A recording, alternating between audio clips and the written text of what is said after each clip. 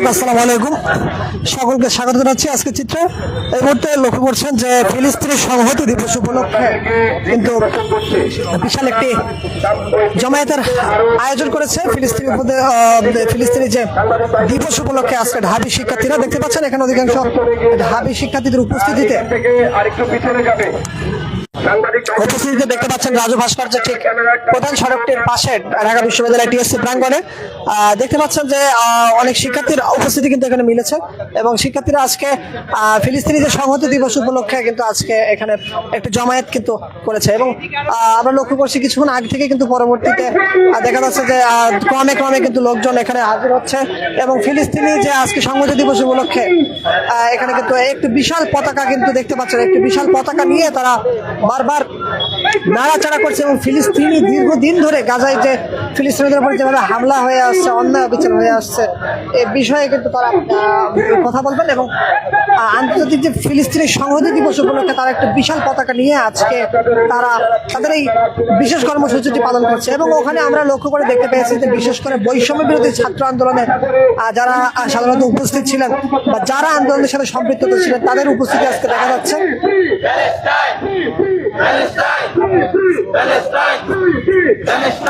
দেখতে পাচ্ছেন দর্শক স্লোগানে কিন্তু ফিলিস্তিন উই আর প্যালেস্টাইন এবং নানা রকমের স্লোগানে কিন্তু আজকে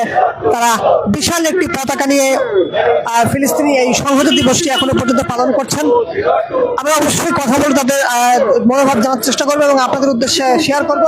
আজকে এই লাইভের মাধ্যমে। দেখছেন চারিদিকে কিন্তু ইসলামিক ফিলিস্তিনি মার্কা বিশিষ্ট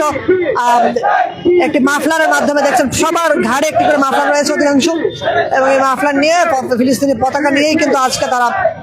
এই ফিলিস্তিনি এই সংহতি দিবসটি কিন্তু তারা পালন করছে, উদযাপিত করতে যাচ্ছে এখনো পর্যন্ত, এমনটি কিন্তু লক্ষ্য করা যাচ্ছে।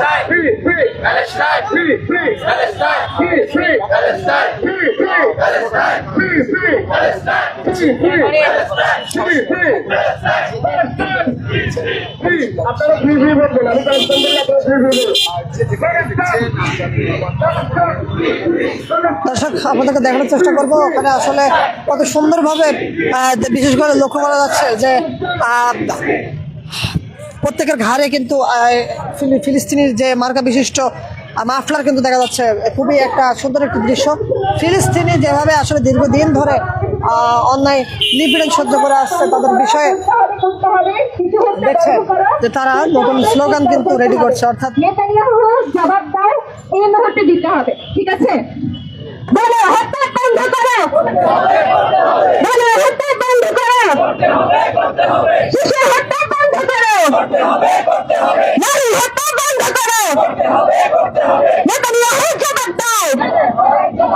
নেতানিয়াহু জবাব চাই,